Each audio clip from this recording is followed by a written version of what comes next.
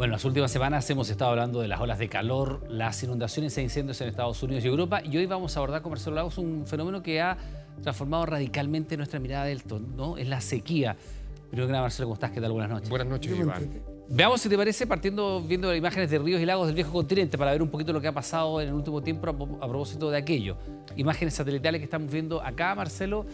Una imagen de Francia del año pasado y una de este año que muestra el contraste bastante evidente. Claramente, todo este año que ha sido un año caracterizado por las altas temperaturas, la falta de precipitaciones, las ondas de calor, como bien comentabas, Iván, se han traducido en este fenómeno en cascada, que en la práctica nos visibilizan una sequía que de alguna forma está afectando a gran parte de la superficie europea, sobre todo los países de más al norte que no están acostumbrados a la escasez de este recurso, y las imágenes son clarificadoras. Veamos el antes y el después para ir comparando y que tú nos vayas diciendo. Francia, por ejemplo. Francia, por ejemplo, las imágenes de satélite permiten rápidamente detectar ese cambio, el cambio en el vigor vegetal. Imágenes de julio del 2021 a julio de este año claramente se ve cómo predomina ciertamente la escasez de la humedad del suelo, como también la sequedad de su vegetación. Solo en un año cambio tan radical. Claro. Y acá hablamos de sequía, ni siquiera mega sequía, que son más años. El caso de Cambridge, en Reino Unido, ¿cierto? En agosto de 2021, los alrededores de la ciudad donde predominan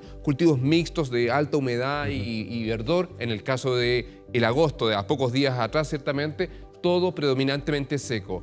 El seguimiento satelital confirma ciertamente esta situación. Y si lo traemos al caso chileno, claro, el caso emblemático que acá... Tú mismo lo has mostrado ahí en directo, en situ, viendo cómo está totalmente seco aquí. Claro, y es más que una sequía. Aquí es una mega sequía. Estamos hablando de más de una década de escasez, ciertamente, del recurso, y por lo tanto, gran parte de nuestros embalses han pagado las consecuencias. Ahora, Marcelo, ha habido precipitaciones en el último tiempo. Este invierno ha sido un poquito más lluvioso probablemente que el año anterior. En el caso de Peñuela, ¿no logra revertirse algo? No, ha aumentado levemente, pero sigue siendo un proceso complejo. Va a ser más, por lo menos una década para que vuelva a tener ciertamente el volumen que tuvo alguna vez ese embalse. Bueno, revisamos algunos antecedentes más en el siguiente informe y continuamos hablando con Marcelo Lagos.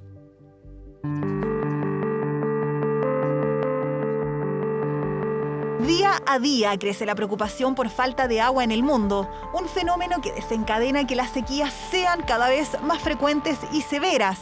En Alemania, la falta de agua en ríos y lagos ha dejado al descubierto lo que se conoce como piedras del hambre, rocas que tienen escritas advertencias por el peligro de hambrunas frente a los bajos niveles hídricos. Actualmente tenemos niveles bajos de agua que probablemente van a seguir disminuyendo.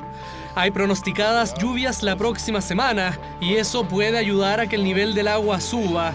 Más de 1.400 millones de personas se han visto afectadas por la sequía mundial y Europa ha sido especialmente golpeada. El Rin, uno de los ríos más importantes del viejo continente, inquieta a los expertos por los bajos niveles de sus aguas, que amenaza a las fábricas de Alemania que lo utilizan como ruta de transporte. No hay prohibición en navegar en aguas bajas, pero los barcos que están en la parte central del Rin han tenido que moverse al sur por los niveles bajo los 40 centímetros.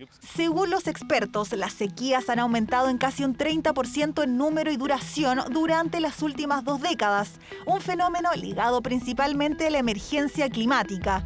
Sin embargo, el mal uso y la mala distribución de los caudales también es un factor determinante frente a los bajos niveles del agua. Bueno, los culpables somos nosotros a través de las demandas no controladas, o hay estructuralmente un problema del clima que es distinto. Y la respuesta no es única y dependerá del caso de estudio. Este escenario tiene a los granjeros del sur de Francia buscando nuevas alternativas para cultivar y poder aprovechar el agua al máximo. Ahora cultivamos sorgo, que es una nueva forma de pensar en la agricultura. Nos movemos hacia un trabajo más sustentable. No es una solución milagrosa, pero es una solución que funciona y que nos ha permitido mejorar cosas. Las autoridades francesas aseguran que este verano ha sido el más seco y caluroso de las últimas décadas. Esto llevó a activar un gabinete de crisis por la sequía histórica, una realidad que se siente en el río Loira, el más largo del país. Para resguardar el preciado bien, 93 departamentos tienen restricción de agua, de los cuales 62 se consideran en crisis.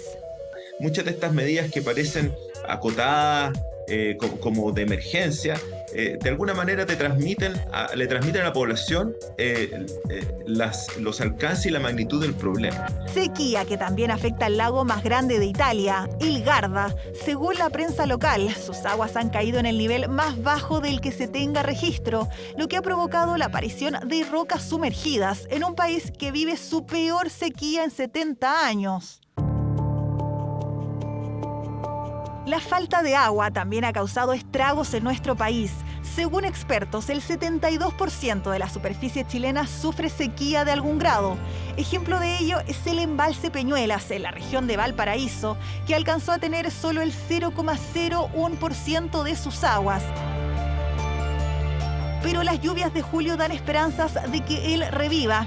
Según datos de SVAL, a mediados de julio el lago llegó a una capacidad de 302.000 metros cúbicos, un 0,3% de su total, mientras que ya cubre un 4,7% de la superficie que antes ocupaba.